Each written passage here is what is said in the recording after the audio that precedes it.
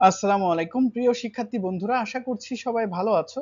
বন্ধুরা, তোমরা যারা সৃজনশীল প্রশ্ন নিয়ে অনেক চিন্তিত থাকো, আজকের এই ভিডিওটি তোমাদের জন্য খুবই উপকারী। আশা করছি এই ভিডিওটি যদি তোমরা পুরোটা দেখো, তাহলে তোমরা যে সৃজনশীল অংশ থাকে ক খ গ ঘ, এই চারটি যে প্রশ্ন উত্তর একদম নির্ভুল এবং 100% সঠিকভাবে করতে পারবে। তো বন্ধুরা, তোমরা কিভাবে এই প্রশ্ন উত্তরগুলো করবে, চলো একে একে আমরা দেখে নেই। প্রথমে তোমাদের জন্য যেটি রয়েছে সেটি হচ্ছে, তোমাকে প্রশ্ন ভালোভাবে বুঝে নিতে হবে। সেটি কিভাবে বুঝবে, চলো বিস্তারিত দেখি। সৃজনশীল প্রশ্নের চারটি অংশ থাকে, তোমাদের সেটি কিন্তু সকলেরই জানা: জ্ঞান, অনুধাবন, প্রয়োগ এবং উচ্চতার দক্ষতা সম্পন্ন। ওকে, এখন প্রতিটি অংশ কি চাইছে তা মনোযোগ দিয়ে বুঝে নিবে। কেমন? বিশেষ করে উদ্দীপকটি তোমাকে ভালো করে পড়তে হবে, কারণ প্রয়োগ ও উচ্চতার দক্ষতার যে উত্তর, সেটি কিন্তু তোমাকে এর উপর ভিত্তি করেই দিতে হবে। কেমন? প্রশ্নে ব্যবহৃত মূল শব্দগুলো যেমন ব্যাখ্যা করো, বিশ্লেষণ করো, তুলনা করো, মূল্যায়ন করো, সমর্থন করো, যুক্তি দাও, এগুলো চিহ্নিত করতে হবে তোমাকে। ওকে বন্ধুরা, তো চলো এরপরে কি রয়েছে। জ্ঞানমূলক ক অংশের উত্তর। তোমাকে প্রথম যে উত্তরটি তোমার করতে হবে সেটি হচ্ছে ক অংশের জ্ঞানমূলক উত্তর। চলো কিভাবে করবে।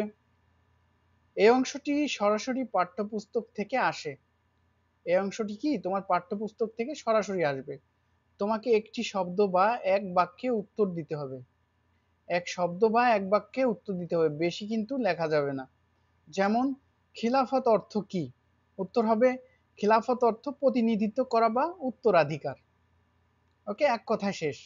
এখানে ভুল হওয়ার সম্ভাবনা কিন্তু খুবই কম, তবে বানান ভুল বা অপ্রাসঙ্গিক তথ্য দেওয়া যাবে না।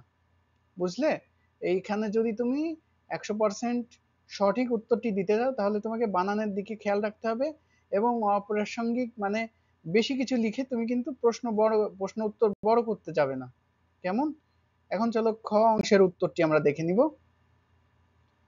অনুধাবনমূলক খ অংশের উত্তর। ওকে, এখানে দেখো তোমার কি নির্দেশনা রয়েছে। এখানে এই অংশে কেন বা কিভাবে এই জাতীয় প্রশ্নের উত্তর দিতে হয়। ওকে, খ অংশে কি করতে হয়, কেন বা কিভাবে এ জাতীয় প্রশ্নের উত্তর দিতে হয়। সাধারণত 2 বা 3 বাক্যে উত্তর লিখবে। কেমন? 2 বা 3 বাক্যে তোমাকে এই খ অংশের উত্তর লিখতে হবে। প্রথমে জ্ঞানমূলক একটি তথ্য দাও, তারপর তার ব্যাখ্যা বা কারণ উল্লেখ করো। যেমন, ইসলামে বাইতুল মালের গুরুত্ব ব্যাখ্যা করো।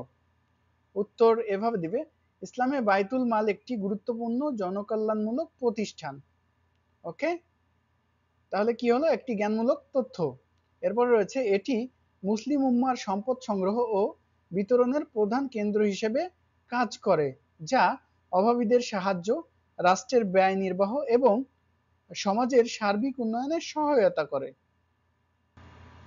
তাহলে এই যে খ অংশ, তাহলে তোমার কি হলো, প্রথমে তুমি একটি জ্ঞানমূলক তথ্য দিয়ে দিয়েছো, তারপর ব্যাখ্যা বা কারণ কিন্তু তুমি উল্লেখ করেছো, তার মানে খ অংশের উত্তর শেষ।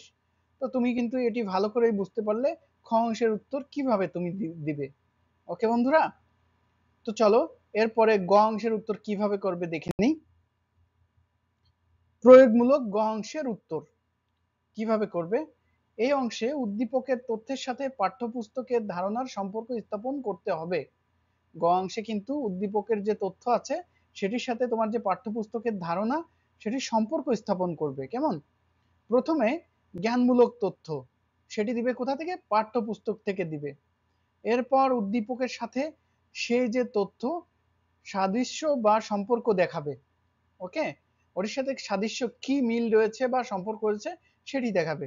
সবশেষে একটি সংক্ষিপ্ত ব্যাখ্যা দিয়ে দিবে। ওকে, যেমন, যদি উদ্দীপকে একজন শাসককে জনগণের কল্যাণে কাজ করতে দেখা যায় এবং প্রশ্ন করা হয় তার কাজের সাথে কোন খলিফার কাজের মিল আছে, তাহলে প্রথমে সেই খলিফার কাজের বর্ণনা দাও। প্রথমে কি যে খলিফার মিল রয়েছে তার কাজের বর্ণনা দেবে। তারপর উদ্দীপকের ঘটনাটির সাথে তার মিল দেখাও এবং কেন মিল আছে তা ব্যাখ্যা করো। বন্ধুরা এখানে কিন্তু একদম ক্লিয়ার। তোমরা এই যে অংশটা এটা কিন্তু তোমরা পজ করে এখানে দাঁড় করিয়ে তোমরা কিন্তু ভালো করে বুঝে নেবে বিষয়গুলো কিভাবে, তাহলেই কিন্তু তুমি 100% সঠিক উত্তর করতে পারবে। এখন গ অংশের উত্তর কিভাবে করবে তোমরা দেখে নিলে, এখন চলো দেখে নিই ঘ অংশের উত্তর তোমরা কিভাবে করবে। উচ্চতার দক্ষতামূলক ঘ অংশের উত্তর চলো দেখে নিই। এটি সৃজনশীল প্রশ্নের সবচেয়ে গুরুত্বপূর্ণ এবং চ্যালেঞ্জিং অংশ, যে অংশটি তোমাকে বিশ্লেষণ, মূল্যায়ন, বিচার বা সিদ্ধান্ত সিদ্ধান্ত গ্রহণ করতে হবে। এই অংশে তোমার নিজের মতামত, যুক্তি এবং বিশ্লেষণ উপস্থাপন করবে। প্রথমে একটি নির্দিষ্ট অবস্থান নাও, যেমন আমি একমত, আমি অসমর্থন করি ইত্যাদি। এরপর উদ্দীপক ও পাঠ্যপুস্তকের তথ্যের আলোকে বিস্তারিত যুক্তি দাও। এর মানে কি, এরপর কি করে উদ্দীপক যেটি থাকবে প্রশ্নপত্রে সেটিও পাঠ্যপুস্তকের যে তথ্য সেটির আলোকে বিস্তারিত যুক্তি দেখাবে। বিভিন্ন দৃষ্টিকোণ থেকে বিষয়টি বিশ্লেষণ করো, বিভিন্ন দৃষ্টিকোণ থেকে তুমি সেটিকে বিশ্লেষণ করবে। সবশেষে একটি যৌক্তিক উপসংহার টানো। এই অংশে তুমি একাধিক অনুচ্ছেদ ব্যবহার করতে পারো, যেমন উদ্দীপকে বর্ণিত ঘটনাটি কি ইসলামের ইতিহাসে একটি যুগান্তকারী পরিবর্তন এনেছিল? তোমার মতামত বিশ্লেষণ করো। এক্ষেত্রে তোমাকে ঘটনার গুরুত্ব, এর প্রভাব এবং কেন এটিকে যুগান্তকারী বলা যায় বা যায় না তার পক্ষে ও বিপক্ষে যুক্তি তুলে ধরতে হবে।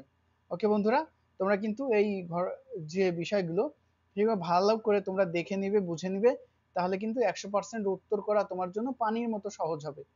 ওকে, তোমাকে মূল বই পড়তে হবে এবং মূল বইয়ের সাথে যে উদ্দীপক রয়েছে তার সাথে সম্পর্ক স্থাপন, বিচার বিশ্লেষণের মাধ্যমে কিন্তু তুমি এই প্রশ্নগুলোর খুব সুন্দর এবং সাবলীল উত্তর দিতে পারবে।